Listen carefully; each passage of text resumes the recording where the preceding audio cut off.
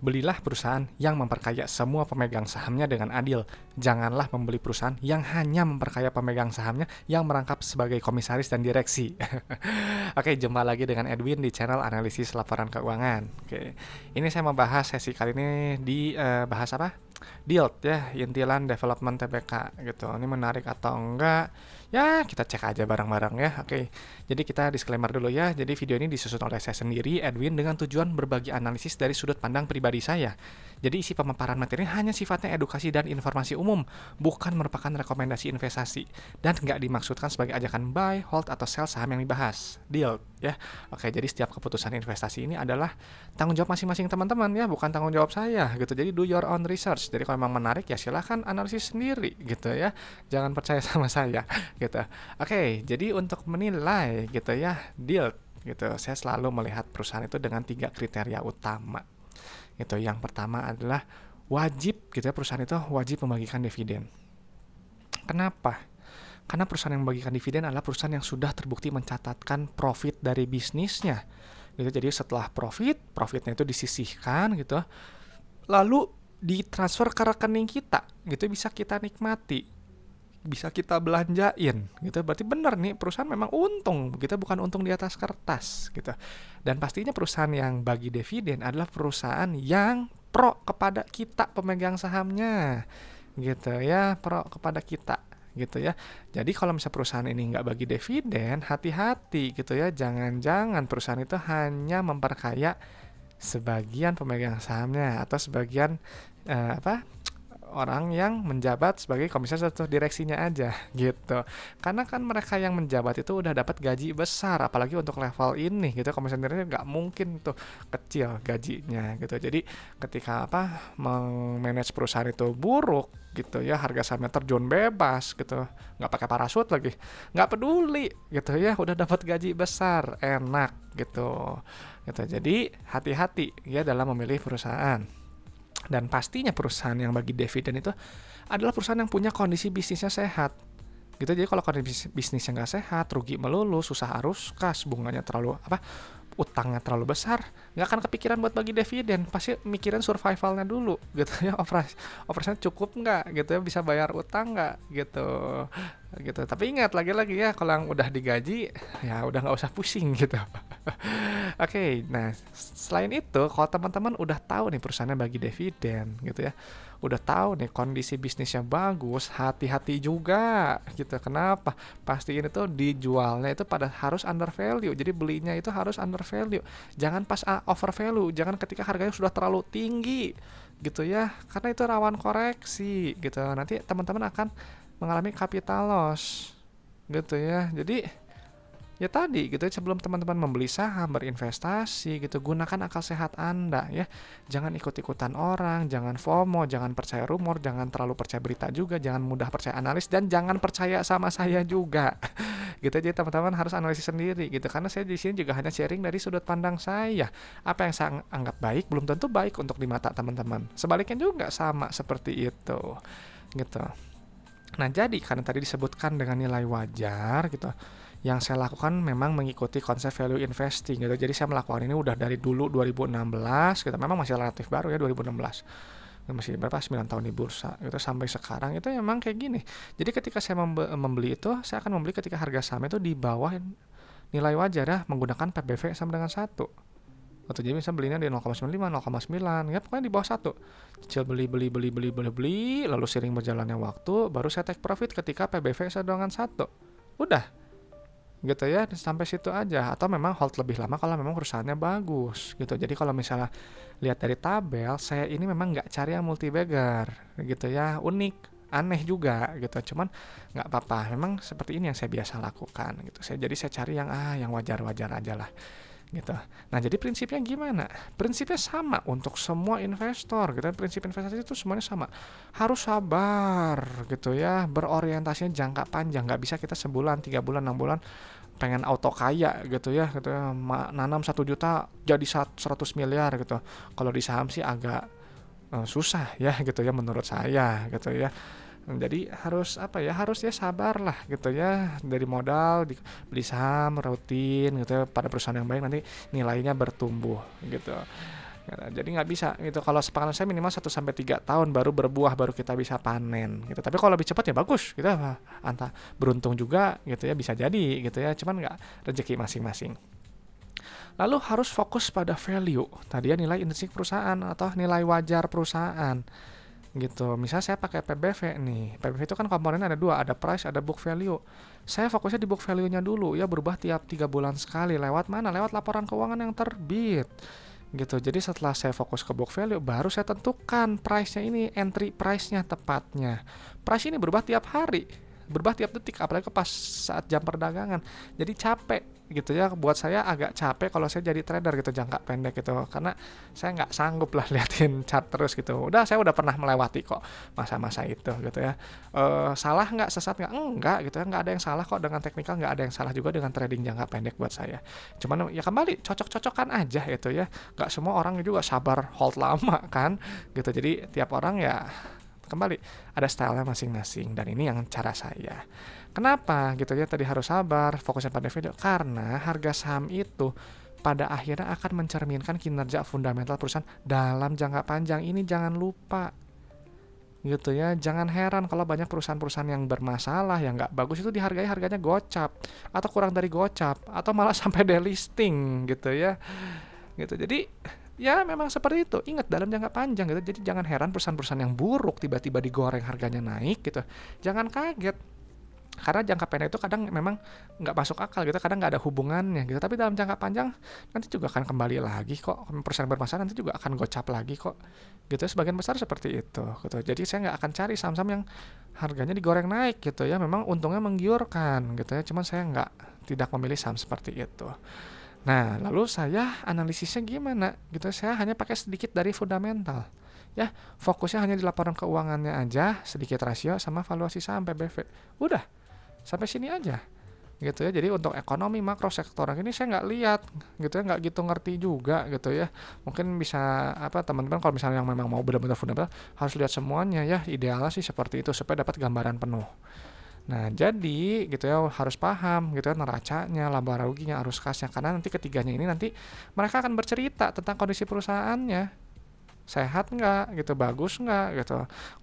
Kalau tidak paham, nggak mengerti, akan sulit memahami gitu ya ini kondisinya gimana.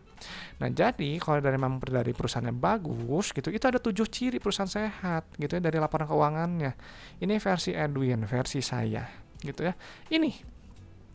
Ini ciri-cirinya ya, yang dalam kurung inilah indikator yang saya gunakan berdasarkan laporan keuangan. Gitu, apa aja? Bisnisnya sehat, uang kasnya nyata, likuiditas cukup, keberlangsungan operasinya lancar, gitu, bisa bayar dividen, nggak bergantung utang terlalu besar, bertumbuh, berekspansi, gitu ya. Terus menjaga kepercayaan kita juga investornya dan juga pemberi pinjamannya. Dan nanti kita akan diuntungkan, investor seperti kita itu pemegang saham akan diuntungkan dengan apa? Valuasi sahamnya yang akan cenderung naik kalau memang perusahaannya bagus. Dan juga stabil kalau memang ada penurunan dalam jangka pendek selama kita membeli di harga yang nggak terlalu mahal gitu. Jadi kalau belinya di pucuk ya jangan harap lah, susah, itu perlu waktu lama gitu ya. Gitu. Simpel aja semuanya, ini semua basic logic, nggak ada yang spesial gitu ya, nggak ada yang gimana-gimana juga. Nah, jadi nanti si DILT ini nanti akan saya screening dulu gitu ya, pakai 7 syarat utama saya. Apa aja? Dividen, saldo laba, PBV, PR, CFO, CFI, CFF, ini nanti sambil dijelasin. Cuman yang wajib itu tadi dividen sama ini PBV kurang dari 1 gitu ya. Kalau kurang dari 1 kan saya tadi value-nya pakai ini utamanya gitu. Nanti dipindahin nih ke Excel kayak gini. Ini teman-teman bisa download gratis ya, linknya ada di deskripsi video, passwordnya ALK Edwin gitu. Boleh silahkan di download ya buat belajar gitu, atau mau bikin sendiri juga boleh gitu. Nah, oke ya, sebelum kita mulai analisis gitu ya, saya mau minum dulu sebentar ya. Nikmatnya minum air dingin. Oke. DILT ya, ini memang saya udah dapat gitu ya. Udah dapat data dividen datanya apa gitu ya, kosong gini. Memang saya udah cek gitu ya di cari data. Ini terakhir bagi dividen kalau nggak salah sebelum tahun 2020 gitu, tahun 2018 kayaknya ya kalau nggak salah. Jadi 3 tahun terakhir nggak bagi dividen gitu ya. Ini nggak lolos screening saya. Ini perusahaan buat saya belum untung gitu ya. Ngapain beli perusahaan yang nggak bagi dividen gitu? Bisa jadi hanya untung-untungan di atas kertas, atau memang perusahaan memang tadi belum stabil, belum belum cukup uang untuk membagikan keuntungan kepada kita pemegang sahamnya gitu. Jadi saya kalau udah yang ini yang nggak lolos screening, udah close aja lah, cari aja saham lain gitu. Ngapain gitu ya, meskipun dia murah gitu. Karena bisa jadi gitu ya, bisa jadi value trap gitu. Kalau saya carinya yang udah pasti-pasti aja lah gitu. Nah, kita cek dulu nih satuannya apa. Nah, ini lagi-lagi satuannya rupiah ya gitu. Nah, jadi kalau rupiah ini ganti ya, yang tadinya juta jadi 1 tuh rupiah. Nah, kita pindahin yang pertama adalah Kastara Kasnya, yang ini nih paling atas. Oke, nah ini udah kita pindahin. Nah, punya uang kasnya sekitar juta miliar 789 miliar. Kenapa Kastara Kas itu penting? Karena teman-teman itu uang kas itu digunakan untuk apa? Untuk aktivitas operasional, untuk ekspansi, dan untuk bayar pinjaman ke bank gitu. Jadi kalau uangnya terlalu sedikit, hati-hati, nanti bisa terganggu gitu, bisa kesulitan kas gitu. Kalau terlalu besar, hati-hati, artinya perusahaan nggak pintar memanage uang kasnya gitu. Jadi uangnya ngendap mulu gitu. Ngapain gitu ya, harusnya kan dipakai untuk apa ya, setidaknya ekspansi lah, supaya perusahaan makin besar dan kita pemegang saham makin diuntungkan gitu. Jadi ingat, kita posisi kita harus yang diuntungkan gitu, meskipun kita tidak terlibat dengan operasionalnya, tidak terlibat dengan menjabat perusahaan gitu. Itu yang bijak seperti itu gitu.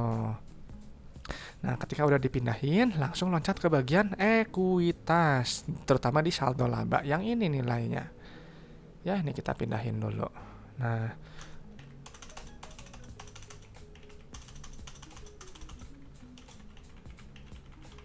oke, ini saya udah pindah, entar tunggu ya dikit lagi. Oke, ini saya udah pindahin ya. Nah, ini menarik ya, karena apa? Karena dia saldo labanya positif, udah jelas ya, karena positif dia lolos screening gitu. Jadi perusahaan ini sudah terbukti mencatatkan keuntungan gitu. Saldo laba ini adalah total akumulasi keuntungan yang telah dihasilkan perusahaan dari pertama kali perusahaan ini berdiri gitu sampai sekarang 2025 Q2. Jadi total profesi yield dari dulu sampai sekarang berapa akumulasinya? 1,3 T ya, kan juta miliar triliun, 1,3 T. Terbukti untung, ini ya, bagus gitu. Ini indikator, salah satu indikator yang baik gitu, udah untung. Nah, lalu loncat langsung ke ekuitas gitu ya. Nah, tadi ya sebelumnya, kalau perusahaan yang rugi melulu nggak ada saldo laba, adanya akumulasi defisit, namanya defisit atau akumulasi rugi. Jadi hati-hati, perusahaan yang rugi melulu ngapain gitu, buat apa beli perusahaan yang rugi melulu gitu ya, kita nggak dapat apa-apa gitu, kecuali capital gain itu kalau memang fokusnya di harga sahamnya gitu. Kalau saya sih nggak yang kayak gitu.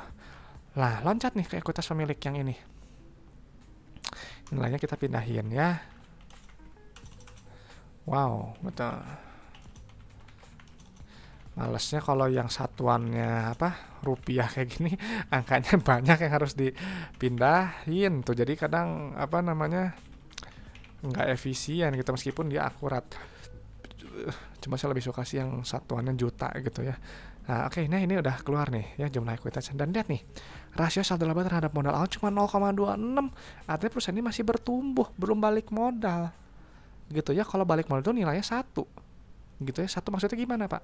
Gini, kalau teman-teman punya bisnis modal 1 miliar gitu, balik modal kalau profitnya berapa? 1 miliar, saldo laba 1 miliar gitu ya.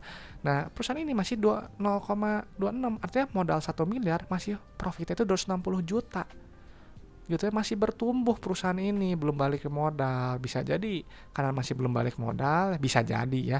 Ada kok perusahaan juga yang di bawah 1 dia bagi dividen, ada kok, cuman ini masih bertumbuh. Ini PBV-nya juga murah sekali, 0,25 ya, potensi profit 193% gitu. Tapi ingat, hati-hati, PBV ini banyak value trap-nya, jadi harus hati-hati gitu. Kalau saya sih nggak terbuka ya, metode sini memang penuh kekurangan gitu ya. Gitu, makanya PBV itu value trap gitu ya. Kenapa gitu ya? Makanya harus dikombinasikan dengan ini, harus bagi dividen dan kondisi bisnis yang sehat. Ini yang jadi daya tarik gitu. Jadi hati-hati kalau misalnya ada orang yang bilang metode saya 100% nih nggak pernah gagal, hati-hati. Setiap metode itu pasti ada kekurangan gitu ya. Saya juga ini kan ada kekurangan. Kalau saya sih terbuka aja gitu. Kalau memang bagus saya bilang bagus, kalau jelek saya bilang jelek. Kalau ada kekurangan saya pasti akan bilang ada kekurangan gitu. Nah ini 0,25 gitu ya. Bisa jadi ini value trap. Kenapa? Ya apa nilai tambahnya gitu ya. Perusahaan ini nggak bagi dividen juga. Gimana nggak menarik? Tapi kalau misalnya dia tiba-tiba bagi dividen, bisa jadi ini nanti dianggap murah dan harga sahamnya naik, bisa jadi. Cuman untuk sekarang ini buat saya mungkin masih value trap gitu secara PBV gitu. Nah terus kita cek juga gitu, nggak cuma dari PBV, cek dari laba ruginya, profitabilitasnya. Nah ini nih ya, di laporan laba rugi ini kita pindahin dulu nilainya. Nah yang harus dipindahin yang terutama itu adalah revenue gitu ya, pendapatan. Jadi kalau pendapatannya naik artinya perusahaan itu bertumbuh. Kalau pendapatannya turun artinya perusahaan ya tadi nggak bertumbuh, artinya barang dan jasa itu udah mulai kurang dicari customer. Sederhananya kayak gitu. Jadi saya kadang menganalogikan perusahaan itu ya kayak bisnis sehari-hari yang gampang aja gitu ya. Gitu. Kan nih ada penurunan nih, ya berarti lagi barang jasa lagi kurang menarik gitu untuk periode sekarang buat customer. Nah pendapatan ini nanti dikurangi oleh harga modal jual gitu ya, nanti keluarlah laba kotor. Nah ini nilainya. Nah ini penting. Ini salah, salah nilai. Nah ini penting gitu ya. Kenapa penting gitu ya? Karena laba kotor ini adalah untuk melihat apakah produk perusahaan ini punya keunggulan kompetitif nggak, dan juga untuk melihat inti efisiensi perusahaan gitu ya. Jadi kalau misalnya nanti kan ini kan muncul tuh ya GPM, semakin tinggi GPM ya artinya perusahaan itu bisa menjual barang atau jasa jauh di atas harga modalnya gitu kan. Jadi ini kan harga modal 30% dari harga jual gitu ya, 35% ya 34% gitu. Jadi kalau carilah yang lebih tinggi, yang bagus gitu. Artinya semakin tinggi GPM berarti barang jasa yang ditawarkan itu semakin berharga di mata customer. Customer rela bayar gitu ya, karena harganya mahal banget, tapi beli aja meskipun dia modalnya murah gitu. Dan pastinya semakin besar GPM, semakin banyak ruang untuk net profit, karena GPM ini nanti gross margin nanti kurang itu beban usaha, beban bunga, terus apalagi bayar pajak. Nanti keluar intisari dari laporan laba rugi yaitu net profit, yang ini nilainya gitu ya. Nah nilainya ini yang ini kita pindahin dulu gitu ya kan. Kalau di berita itu kan fokusnya semua ke laba bersih gitu. Tuh lihat nih ROE-nya cuma 0,45, net profit marginnya cuma 1% ya. Teman-teman menjual barang harganya 1 miliar gitu, bersihnya keuntungan cuma 10 juta coy gitu ya. Jadi secara ROE sih ini memang kurang bagus ya. Dan pernah lihat nih 56 coy gitu ya. Artinya apa kalau per 56? Artinya enggak gini. Jadi teman-teman harus tahu dulu, per itu adalah jumlah waktu dalam satuan tahun yang diperlukan untuk balik modal bila EPS-nya itu konstan atau sama gitu. Jadi kalau misalnya teman-teman gitu ya, ini kan kayak gini nih, sekarang harga 137, berarti kalau EPS-nya 2 terus gitu ya, perlu 56 tahun untuk balik modal. Jadi untuk periode ini harganya terlalu mahal untuk secara pernya gitu ya. Jadi nggak menarik buat saya gitu ya. Jadi kalau saya itu patokannya gini ya. Ada yang nanya, kalau Pak Edwin tadi kan sebelumnya bilang 1-3 tahun, tapi idealnya gimana Pak holding periodnya? Gini, untuk holding period idealnya ya kita harus siap hold itu sebesar pernya. Jadi kalau pernya 5 tahun, pernya 5, berarti siap holding periodnya minimal 5 tahun. Kalau holding periodnya 56 tahun kayaknya, berarti teman-teman harus pegang saham ini setidaknya 56 tahun. Gitu itu yang sederhananya lah itu, tapi jangan diikutin juga gitu. Ini 56 tahun balik modal udah keburu yang atau yang masih hidup enggak ya gitu ya. Jadi ini kemahalan ya. Nah pastinya harus hati-hati juga ya, dari laporan ini harus kita validasi di mana, di ini laporan arus kas gitu ya. Jadi nih perusahaan kan dia mengaku omsetnya itu 1, juta miliar 1,2 T. Benar nggak kita terima uangnya itu gitu ya, 1,2 T. Nah, ternyata enggak ya. Ini kita harus lihat dulu uang kas yang diterima oleh customer gitu. Nah, lihat nih, rasionya 88% ya, sebelumnya 71% nih. Ini buruk sih yang periode sebelumnya menurut saya. Ada yang namanya receipts to revenue ratio gitu. Jadi uang kas yang kita terima dibandingkan dengan pendapatan yang diakui. Gitu. Jadi kalau misalnya teman-teman jual barang 1 miliar, customer itu cuma bayar 880 juta. 120 juta lagi mana? Ya piutang yang harus teman-teman tagih nanti. Ini kayak gini perusahaan ini. Gitu. Jadi cuma 88%. Ini masih borderline lah gitu. Saya carinya yang rasionya itu minimal 90 sampai 95% atau mendekati 100%. Gitu. Jadi kalau misalnya di bawah 90% artinya perusahaan ini manajemen kasnya manajemen piutangnya nggak bagus buat saya di mata saya. Ingat ya, ini opini saya semua gitu. Jadi saya kurang menarik ya kayak gini. Nah, ini kenapa uang kas ini tadi udah dibahas ya di kas tarakas, kenapa penting gitu ya, karena uang kas ini nanti gunakan untuk bayar supplier, bayar karyawan, bayar gaji, bayar bunga, bayar pajak, dikurangin semuanya, dapat yang disebut dengan net CFO yang ini nilainya gitu. Lihat nih ya, periode sebelumnya dia negatif tuh ya, kurang berapa tuh, kurang sekian juta, kurang 20. Lihat tuh ya, terima uang untuk operasional habis, boncos, apa yang didapat gitu ya. Jadi cari yang net CFO-nya positif, artinya dari bisnis itu menghasilkan uang tunai gitu ya, kan bayar dividen pakai uang tunai gitu. Nah, uangnya ini nanti digunakan untuk ekspansi. Tuh, lihat tuh ya, penambahan aset tetap nilai negatif ya, perolehan bla bla bla nilai negatif. Nah, cari yang nilainya negatif, ini yang bagus. Kalau nilainya negatif artinya perusahaan itu semakin bertumbuh gitu, harapannya di masa yang akan datang ya. Nah, ini dia bertumbuh gitu ya. Cuman mungkin ekspansi ini sedikit lebih berkurang dibandingkan dengan periode sebelumnya. Cuma ini ada perbaikan ya, dari si CFO-nya sebelumnya kan negatif nih, sekarang positif gitu. Nah, lalu uangnya ini digunakan lagi untuk pembayaran pinjaman. Tuh, lihat tuh. Pembayaran utang bank gitu ya, nilai negatif. Kalau menerima pinjaman, ya ini dia nilainya plus. Gitu ya. Nah, ini tuh, ini nilainya negatif. Ada perusahaan ini bagus gitu. Yang bagus itu ya harus negatif kayak gini. Kenapa? Ya bisa bayar pinjaman lebih besar daripada pinjaman yang diterima. Nah, ini polanya bagus nih. Plus, min. Gitu ya ini, dan ada sisa uang kas lebih gitu. Jadi teman-teman terima uang tunai gitu ya 1 triliun, bayar operasional sisa 254 miliar, bayar ekspansi, bayar utang ke bank masih sisa 37 miliar. Ini bagus, ini pola kas yang sempurna gitu. Cuman ya, tapi kembali lagi ya, ini untuk di receipts to revenue rasionya menurut saya sih nggak bagus ya. Ini kan intilan teh properti ya kalau nggak salah. Nah, kalau properti biasanya kadang utangnya dia agak besar tuh, utang bank jangka pendek ya, biasanya agak besar. Nah, biasanya saya cek dulu rasio lancarnya. Ini 3,8 banding 3,3 ya, ini masih oke ya, masih acceptable. DR-nya berapa nih? 6. Ininya juga masih seimbang gitu ya. Cuman buat saya gitu ya, ini ya oke lah gitu, untuk secara utang sih masih seimbang gitu ya. Cuman buat saya gimana nih sih deal? Buat saya sih tetap nggak menarik. Kenapa? Ya tadi nggak ada nilai tambah, nggak ada bagi dividen. Kita dapat apa pemegang sahamnya? Mengharapkan capital gain, harganya naik. Bisa aja gitu ya, kalau memang ini tiba-tiba dia bagus, harga saham pasti melonjak naik ini. Itu potensi profitnya 293%. Kapan nggak tahu. Gitu ya, selama belum ada daya tarik, ya dia mungkin akan segini-segini aja harganya ya. 0,25 periode sebelumnya sampai segini gitu ya. Jadi ya udah tadi gitu ya. Cuman dia memang udah terbukti untung gitu ya. Tapi perusahaan ini masih bertumbuh ya, masih rasionya 0,26 nih.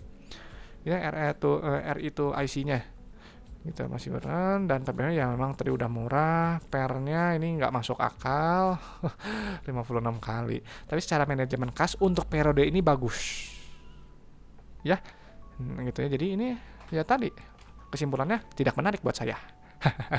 Gitu ya, karena ya tadi pertama nggak bagi dividen. Ingat ya, saya itu memposisikan diri itu harus untuk sebagai pemegang saham yang nggak terlibat dalam aktivitas operasional perusahaan gitu. Jadi kalau misalnya kayak gini kan, kita mungkin harganya kan belum kemana-mana gitu ya, lama. terus juga kita nggak dapat dividen, nilai tambahnya apa buat kita gitu ya. Tapi kalau yang udah dapat digaji gitu komisaris direksi, enak dong, udah dapat kan tadi ya tuh uang, terima uang, bayar gaji, udah cair tuh, gampang, jadi nggak perlu pusingin lah sama harga saham gitu ya, kayak gitu. Paling itu aja pendapat saya untuk deal gitu ya. Nggak tahu nanti untuk teman-teman menarik nggak ya gitu ya. Ya memang ini saya harus akui ya, mungkin bisa jadi value trap, tapi bisa juga ini profitnya besar gitu. Cuman kembali lah teman-teman yang kasih pendapat gitu ya di kolom komentar, utarakan pendapat teman-teman. Dan juga kalau teman-teman punya request saham gitu ya, boleh sampaikan juga, atau punya pertanyaan seputar investasi saham, boleh juga disampaikan gitu. Nanti kita respon gitu supaya teman-teman tahu kita sama-sama belajar gitu ya. Nah, ingat gitu ya, ini gitu ya, karena ini masih ada yang sebelumnya juga bilang sebutin nilai wajarnya Pak di video. Tadi saya bilang nilai wajar saya itu cuma pakai PBV sama dengan 1, udah gitu ya. PBV sama dengan 1, selesai gitu. Ini di bawah ya berarti ini under value. Cuman kan tadi kalau ininya nggak memenuhi syarat ya bisa jadi value trap di mata saya gitu. Jadi oke, teman-teman, semoga bermanfaat gitu ya. Semoga bisa memperkaya pandangan teman-teman dalam menilai suatu perusahaan gitu. Saya Edwin dari channel Analisis Laporan Keuangan. Sampai jumpa di video-video berikutnya. Oke.